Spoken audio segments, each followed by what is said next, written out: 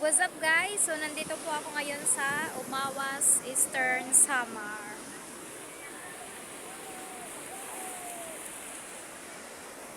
So kanina lang is galing kami sa beach which is sa Maydolong Eastern Samar with my family.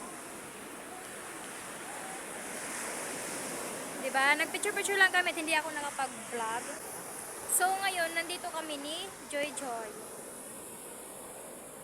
Diba? Sa Umawas Eastern Samar. Look, ang ganda ng view. Wow!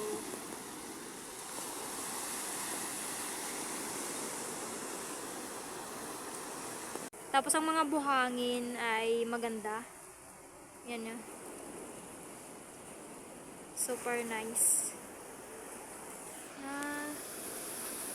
Ganda talaga ng view. First time kong makapunta dito kahit taga-Eastern Samar ako. So, paalis na kami. Magpapatuloy kami sa pag-strolling.